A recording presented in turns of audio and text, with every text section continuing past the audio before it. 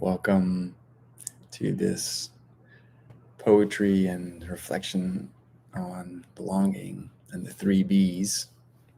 Before I start with that, I want to take a moment and acknowledge the land that I'm on and the stewards of this land, which in this part of California were the Ohlone peoples.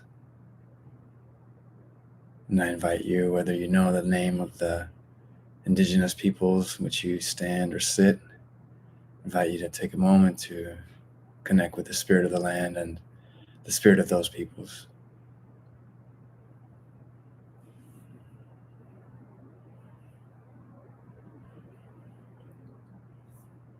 May I always remember that I am, at best, a guest here on this land.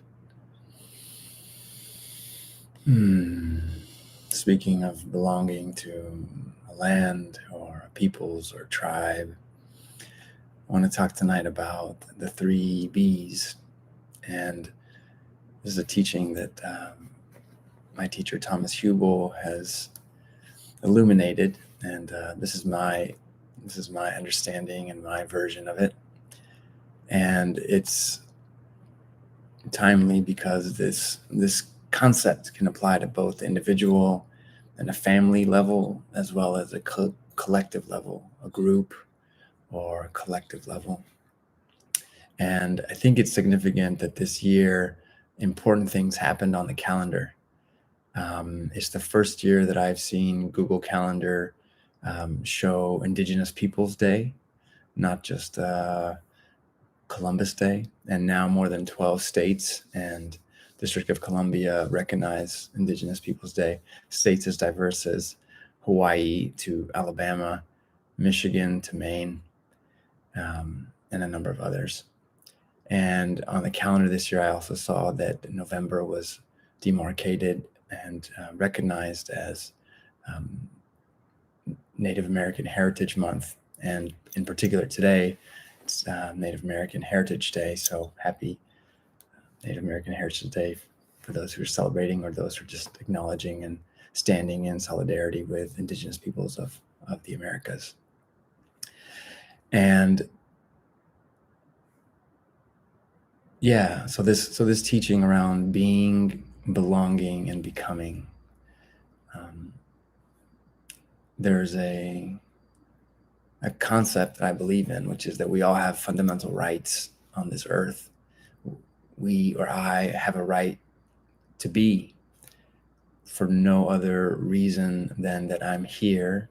I have a right to be loved. I have a right to be in my authentic being and presence without having to do anything, without having to be a human doing. I have a right to be on this plane of existence. And every child has a right for that. Every being has a right to be here because we're here and we were given that divine spark.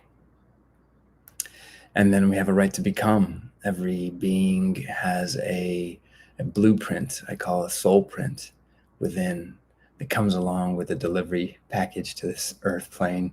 And that right to become is what Aristotle called entelechy, this sort of inherent oak tree that's planted within the acorn. That acorn contains and is driven toward that fulfillment of its purpose to become as mighty of an oak tree as it can become for the conditions that it has. So it has a right to become that. And then the third B is the right to belong to, as Mary Oliver calls it, the family of things, the wild geese announcing our place in the family of things.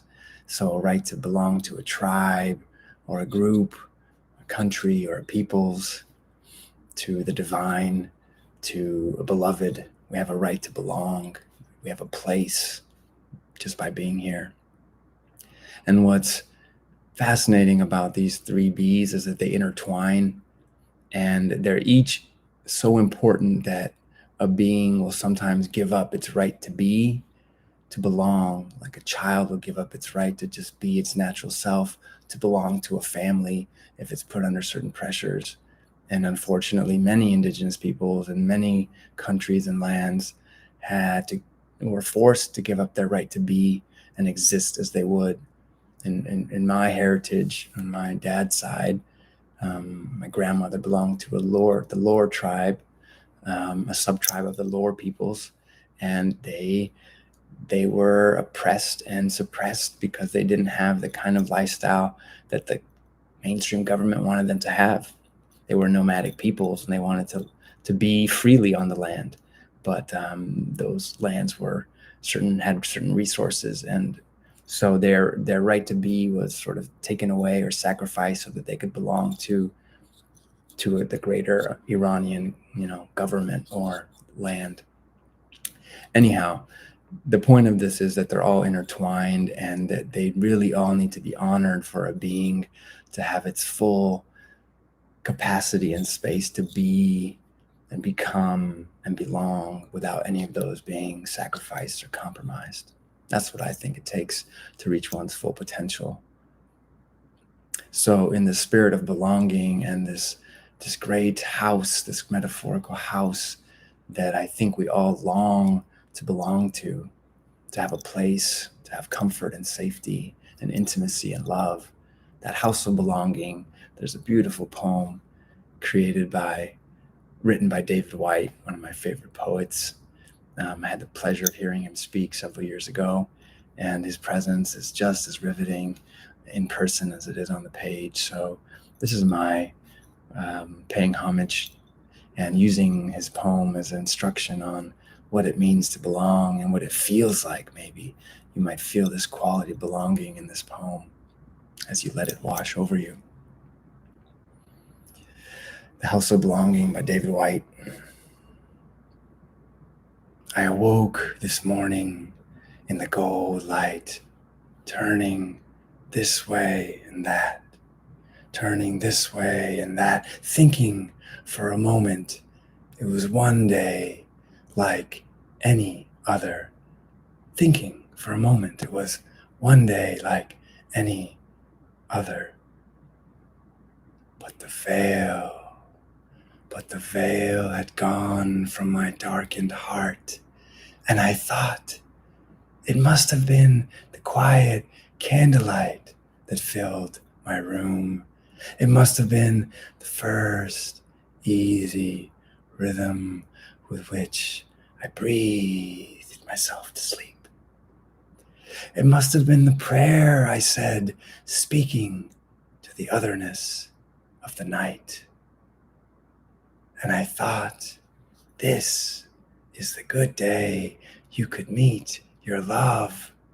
This is the good day you could meet your love. This is the gray day someone close to you could die. This is the day you realize how easily the thread is broken between this world and the next. How easily the thread is broken between this world and the next. And I found myself sitting up in the quiet pathway of light. In the quiet pathway of light. The tawny, close-grained cedar burning round me like fire. And all the angels of this housely heaven ascending through the first roof of light the sun had made. The tawny, close-grained cedar burning round me like fire, and all the angels of this housely heaven ascending through the first roof of light the sun had made. This is the bright home in which I live. This is where I ask my friends to come. This is where I want to love all the things it has taken me so long to learn to love. This is where I want to love all the things it has taken me so long to learn to love. This is the temple of my adult aloneness. This is the temple of my adult aloneness, and I belong to that aloneness as I belong to my life. I belong to that aloneness as I belong to my life. There is no house like the house of belonging. There is no house like the house of belonging.